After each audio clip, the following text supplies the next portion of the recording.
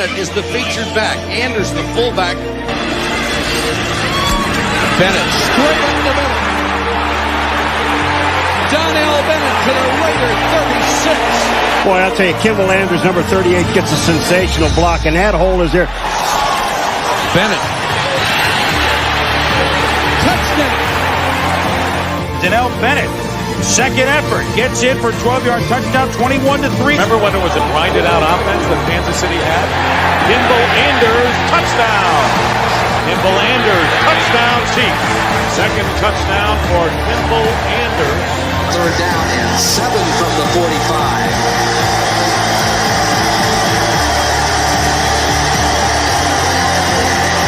Straight drop by Gerbach, flips it out to Anders. Can he get the first down? Yes, and a lot more inside the 40. He's got one man to beat, veers across the right side, and Kimble Anders stretches for the touchdown. 55 yards.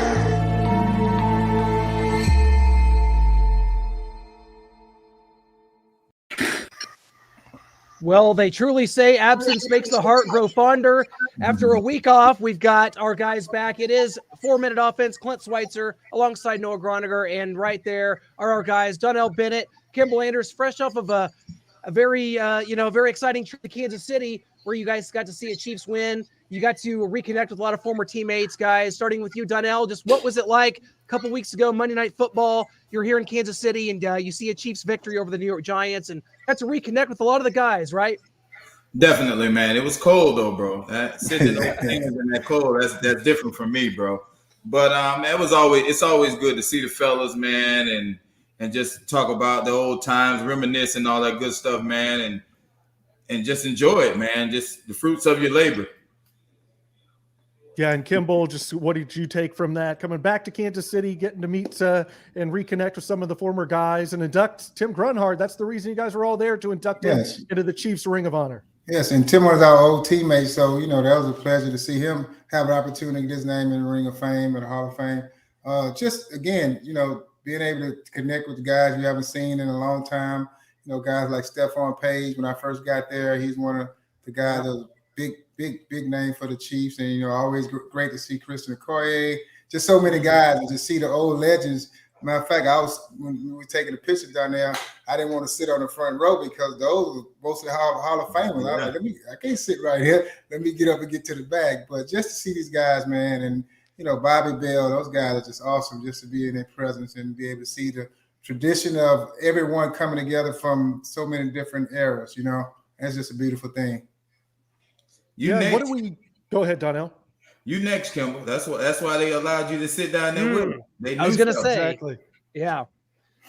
Yeah, it is interesting with some of the names that are up there and kind of how it's done. There's a lot of people that are wanting guys like, Derek Johnson, who played for over a decade here, and players from the Super Bowl era. They want someone like Mitchell Schwartz, an offensive lineman that won a Super Bowl here. But I think that there's so many guys like like Kimble that probably deserve to be there, from the 90s. We've seen guys like Tony Richardson a couple years ago. Right. I think Kimble should be right there, and it just seems kind of arbitrary. I mean, if Nick Lowry's name could be on there, Kimble Anders' name could be on there, guys. Yeah. I got you. No, he's definitely deserving, man. He has records there. I mean, he's done some things beyond just be a good Chief. He got numbers to speak for that. He got, there's touchdowns, there's receptions that he has to speak for him being warranted being in the Hall of Fame, so the Ring of Fame. So yeah. Hey, what's interesting? I got a text from one of my line brothers. I'm Omega, the other day, and I didn't know this. They had an article in Sports Illustrated just recently, I think in 2010, when they rated the best number and the number for number 38, whoever award in the NFL. I was in consideration, but the guy that won, let me see his name. He's a legend. I think he was the Saints, and So it's kind of cool just to be just mentioned in something like that. So that's awesome. That means a lot. You know what I mean? For the whole NFL to wear number 38, that was pretty cool for me. That's crazy. It's like a number that you don't think of a lot as far as, you know, it's kind of, you know, you usually got like running backs, you know, you think about like Walter Payton, 34, you know, Barry Sanders, 20, you just think about those kind of numbers, you know, and you don't think about 38, but, you know, guys like George Rogers, Heisman Trophy winner from South Carolina was 38. George Rogers. That's who George Rogers. And George, played for the Saints. And then they had runner-up was Arnie Harper, Worthy, and then Mike Anderson and myself. Yeah, Mike Anderson. Yeah, I thought about him. And so yeah, Tramon Williams, Tyrone Poole. I'm looking at some right now. And that's interesting when you think about numbers. Yeah, and Kimble kind of fell into that category where, you know, like an offensive lineman, maybe a left guard, not a center, not a left tackle, not a big name guy. And he was on that cusp when fullbacks were being phased out of the game slowly but surely. You know, so he was that conversion of the great blocker, but still can run routes out of the backfield and can run the ball a little bit. You know, that's how my career was able to be, you know, what it was for an extended, because I fell into that kind of tweener type. Yeah, and that spearheaded that, bro, because he was that lead blocker that he can go in there just like all the older, the seasoned generation fullbacks. I don't want to say older, nobody get on my case. The seasoned generation fullbacks were just hard-nosed, going in there, pounding, hitting them in the mouth, to the finesse of being able to run around and catch the ball and run trap and run counter out of one back, all that good stuff. So, like, that's a whole nother reason why he should be in the Ring of Fame. Absolutely. We saw the transition from fullback, and like you said, Kimble spearheaded that along with like a Larry Centers. There was definitely a transition period there, and Kimble, you're right on the forefront of that. So that's an absolutely great point you made there, Donnell. Do you guys like the number changes? I know Ricky Sigler, former teammate of your guys, used to be on the NFL's uniform enforcement. That's a real thing. I want to be on that. I don't like what they're doing right now. No, I don't either. Like the single digits for defensive tackles and Melvin Ingram, defensive end number 24. Yeah, 24. No. I'm like, come on now. Yeah, and then even a dress code within itself. I mean, we had a strict policy with our dress code. Everybody got to be the same. Socks was up. Yep. Now I'm seeing just guys with the oval shirts and just, I mean, you know, it's just an image. And one thing about the NFL during our era, it was really strict with the dress code, and that's why they had the police, they call it uniform police on the sideline. Exactly. So yeah. But it's, I mean, like I said, it's different. Football is different now. Yeah, the culture is different. The culture is different. Well, you guys were here for that Monday night game against the Giants. We've had a game since then against the Packers. What is kind of your takeaway being there in person, watching the Chiefs against the Giants? A close win, 20-17, closer than a lot of Chiefs fans thought and wanted. And then we had another close win just this past week against the Green Bay Packers. So kind of what is your take from being there in person, up close and personal, seeing what the Chiefs had to offer? Donnell, we'll start with you. Well, you know, it was interesting to see it. You know, watching it in person, you get to see.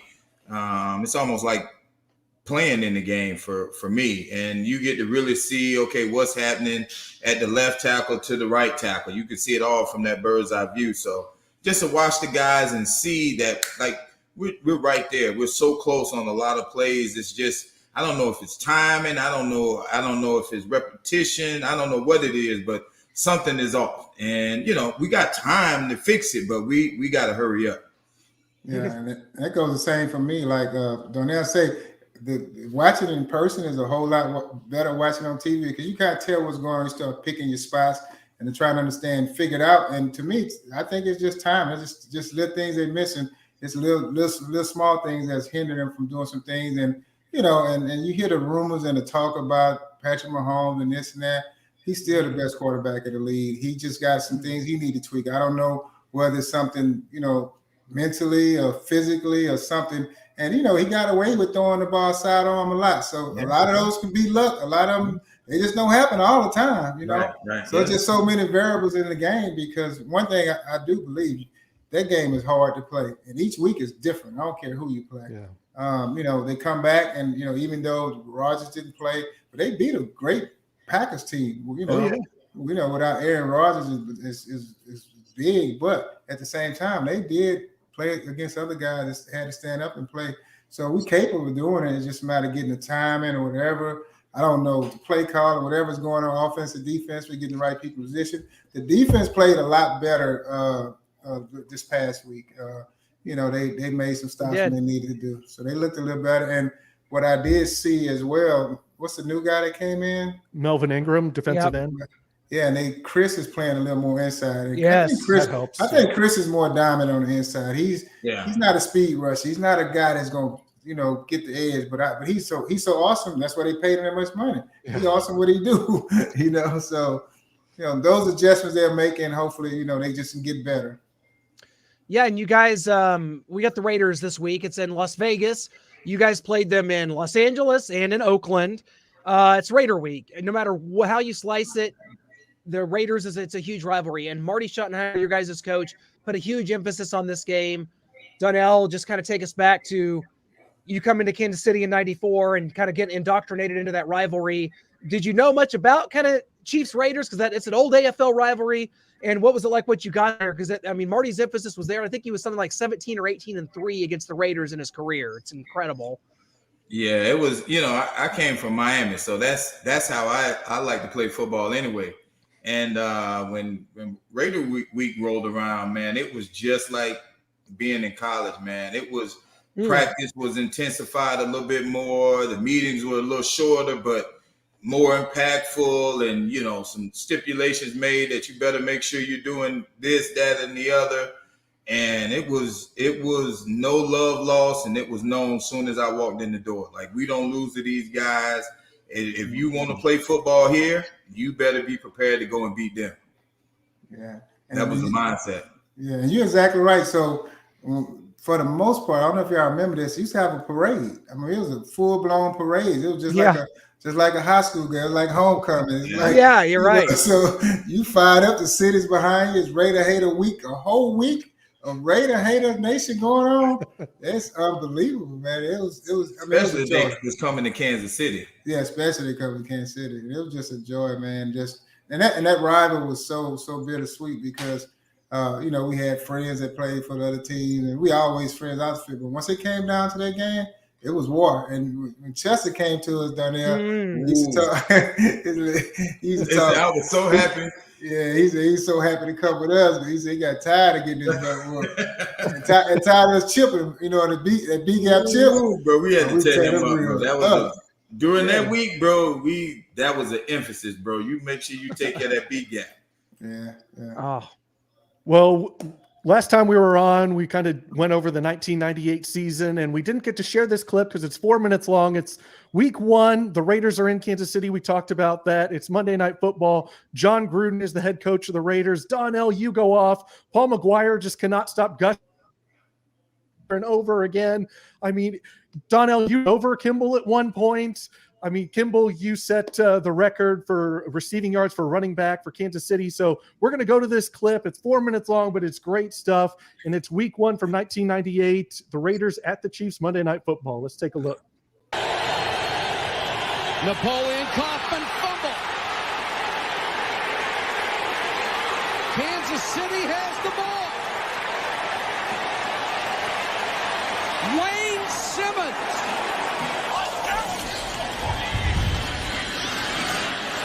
Gerbeck gets away again. Court floater. Howard Fair gets signal, lost the ball.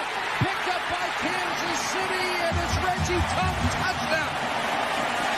And Kimble Anders in this ball game has become the #1 receiving running back in Kansas City Chiefs history. He passed the venerable Ed Podolak.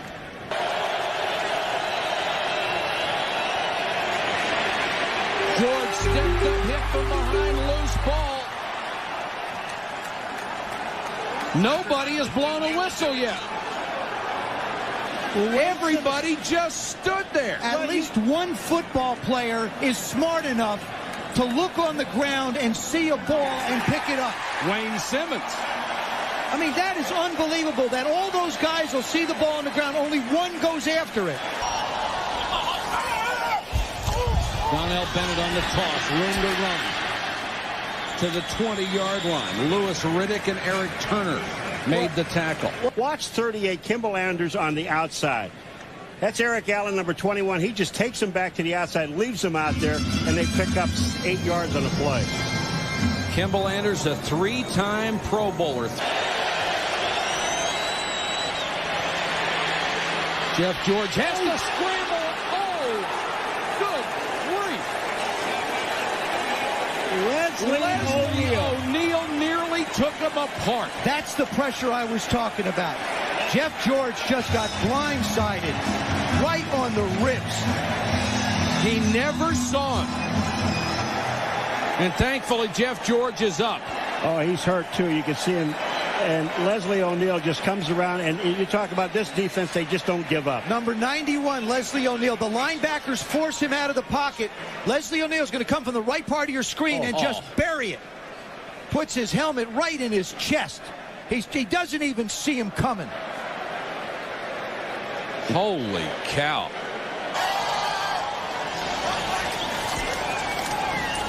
Donnell Bennett. Bennett rumbles.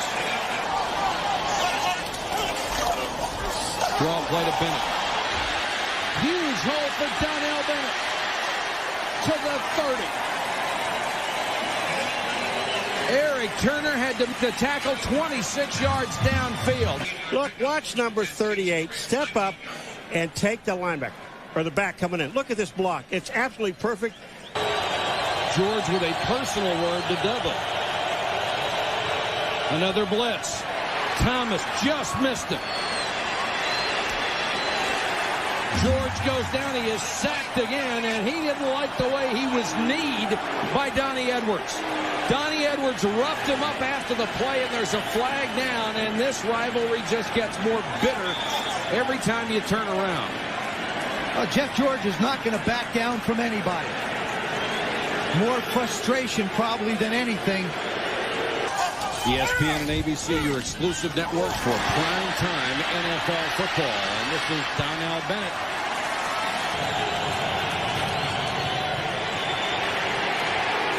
It's a safety.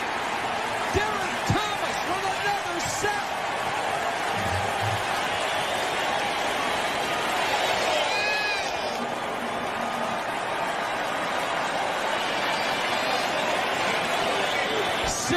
Count them, 6 sacks and a safety for the All-Pro. One of the goals that Gunther Cunningham wanted for his defense was to take Jeff George out of his rhythm. The way you do that is to be a relentless pass rusher. You can't blame Harlow for that one. That's Jeff George's fault.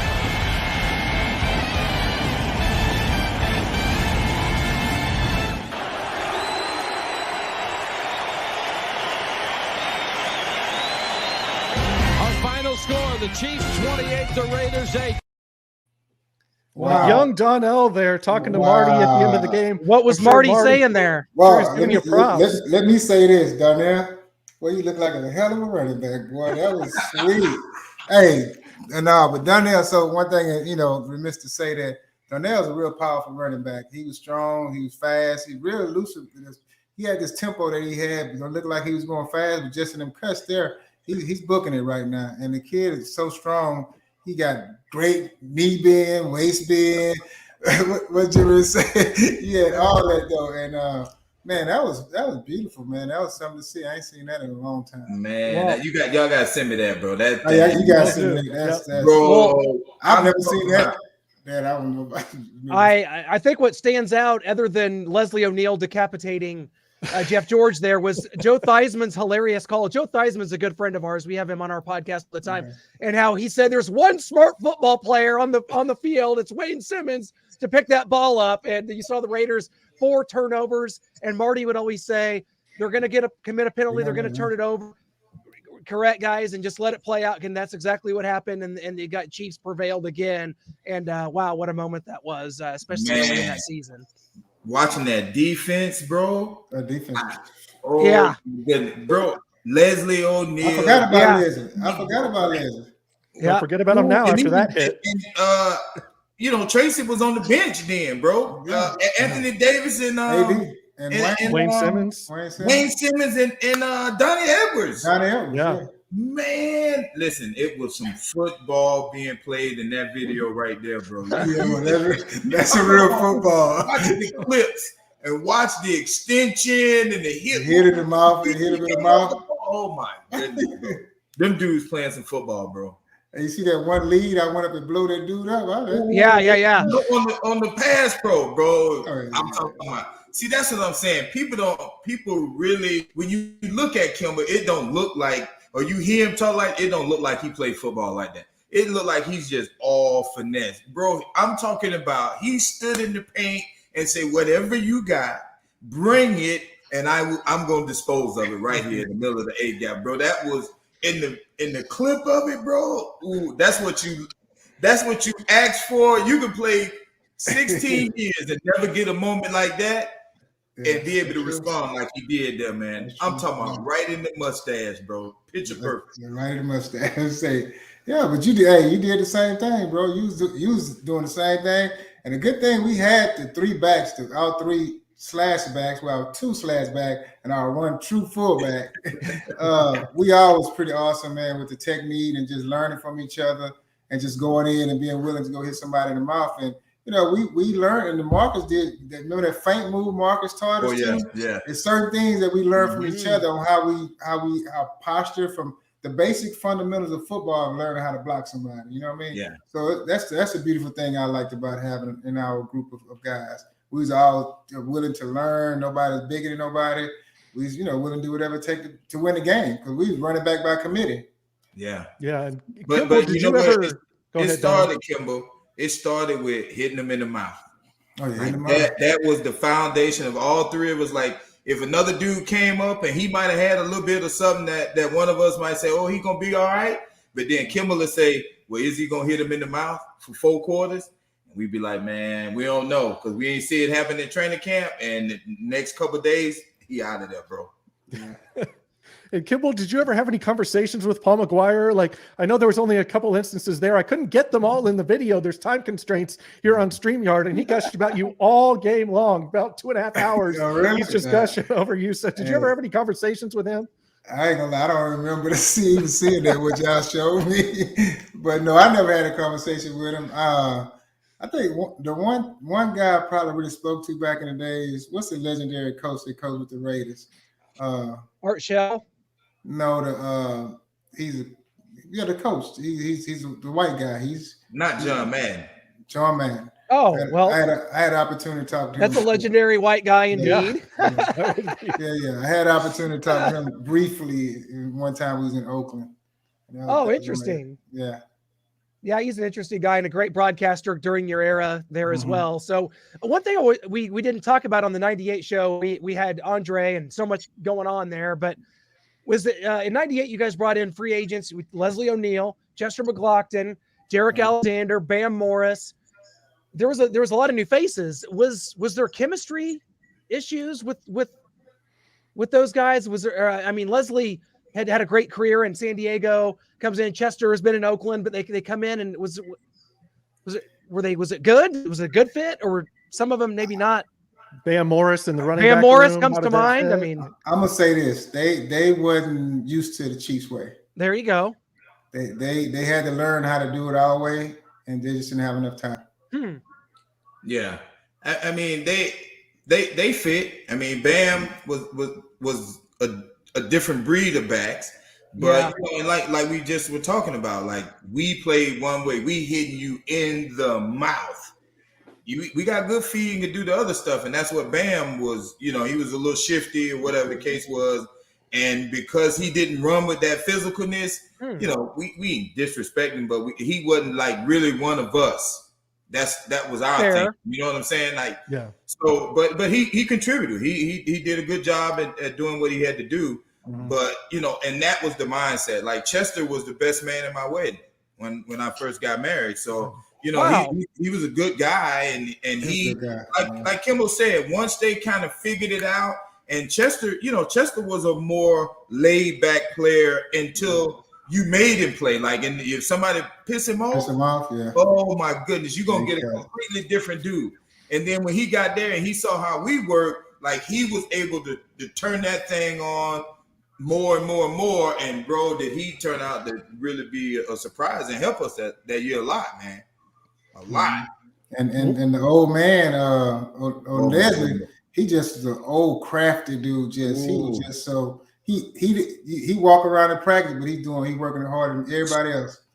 He can take 2 steps. Yep. He know what he's doing. Now he was a smart guy that knew every formation, every play. He knew what was coming at him. He just was that type of guy.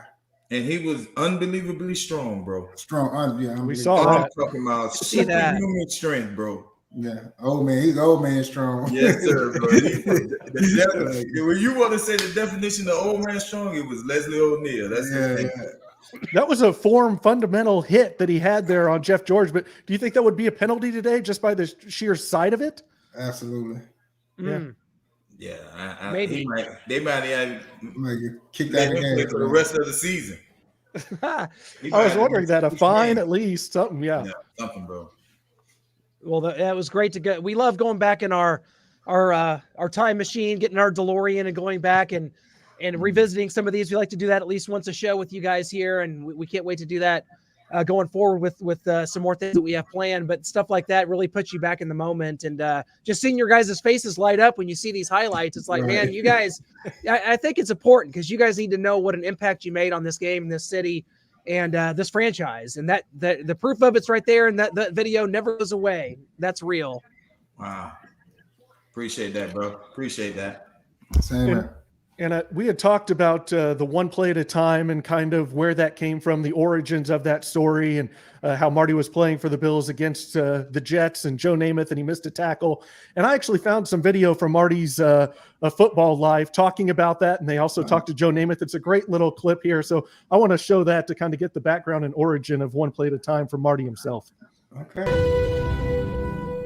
One play at a time has always been my theme.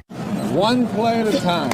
One play at a time. One play at a time. Just taking it one play at a time. Always one play at a time. One play at a time for as long as it takes. So that you can focus on the task for the next thing and not worry about the result from the last one. Look at me, Derek. You got to forget it. If you don't forget it, it'll gnaw at you. It'll take away your ability to do what you need to do in the overtime. And know what I'm talking about, okay?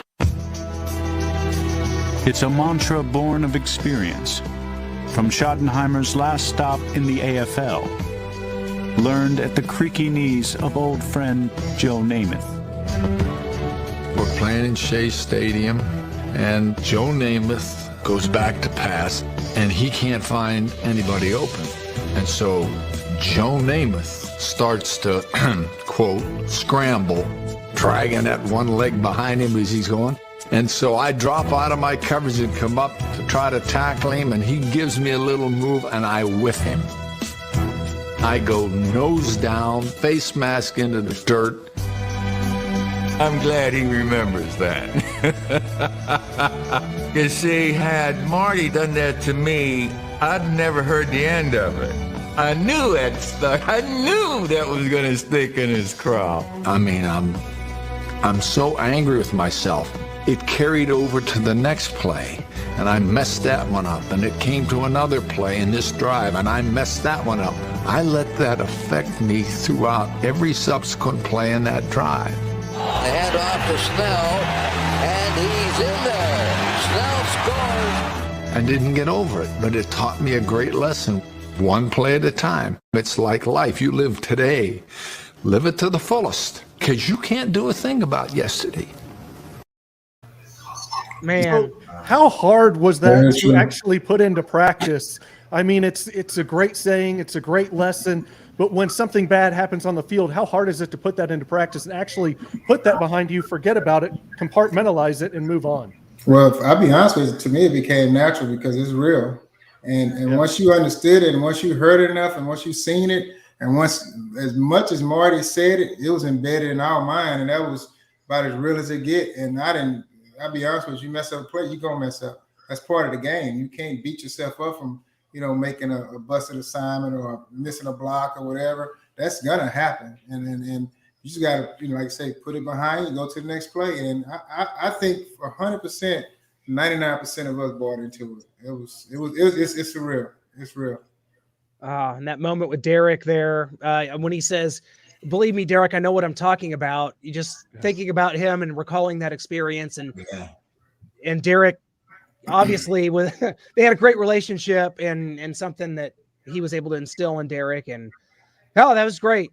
That was awesome, bro. Says a lot, and a very good lesson for all players today and on into the future. So tremendous stuff there. Yeah, that was awesome, bro. Perfect Marty moment, man. Yeah. Well, guys, we didn't get to do the show last week. You guys, with your travel schedule being here in Kansas City, flying back to Texas, to Florida, us out kind of making our film or finishing up a film. And we kind of wanted to get you guys, give you a little more insight on that. So when we say film, you're like, what are you talking about? What are you guys doing?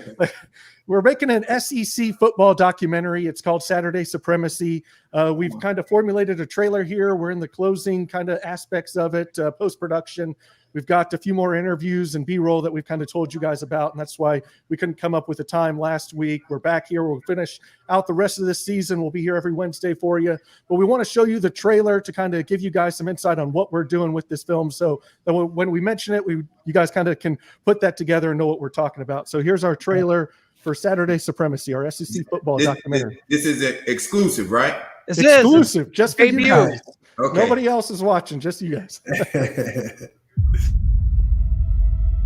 The idea of spending a whole fall going to every single SEC stadium and experience what makes the SEC great, I think that's a dream of a lot of people right now. College football is really important in the Southeastern Conference, there's no doubt about it. It's Alabama, it's Georgia, it's Florida football, it's LSU football. The trip to the stadium is the most fun. It's kind of like you're born into the tradition of college football. I will say that top to bottom, the SEC fans are more passionate. The tailgating scene has been top-notch.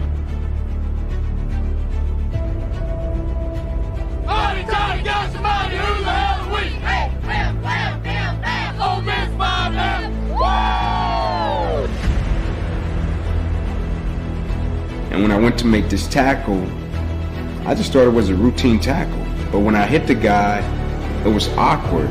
It seemed as if like every breath in my body left. Right there on the bumper, it said, "Honk if you sack Brody." Because when I was a senior, I went down there and got sacked 11 times in one game. And 10 years later, these people still got this bumper sticker out there. Sandra Bullock plays you in a movie and she wins an Oscar, and it changes your life. The true message from The Blind Side is that we value people so incorrectly. It's the nicest stadium in America. Now I know I look at life through crimson-colored glasses, and I plead guilty as charged. College football fans in the South believe that their team represents their way of life. Ladies and gentlemen, by the power invested with me in the great state of Alabama, it means a lot to me because I used to be one of those students who hadn't gone to bed yet, getting ready for a football Saturday. People love football in the South. There's nothing like SEC football. A lot of people don't really understand like why we chant SEC, because we really feel that our brand of football is the best football in the country. And when you've got 104,000 people singing the same song or saying the same thing, you know how powerful that is? You know what that does to the players? It's an energy that goes through you.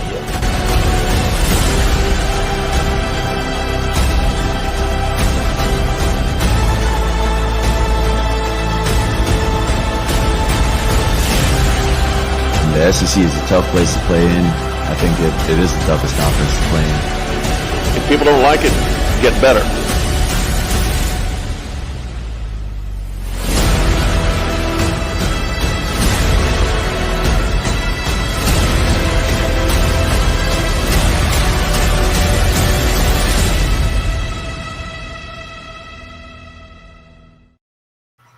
So there it is, our trailer for our SEC football documentary, Saturday Supremacy. We spent a whole season going to a different college game in the SEC. every single week. And so those are all our shots. We went to the games, we got the interviews. And so that's going to be coming summer 2022. Nice, bro. That's nice. That's a lot of the sound about it. Just makes you want to go out there and play some football right now. Oh my goodness, bro. I'm fired up. Too. Let's go.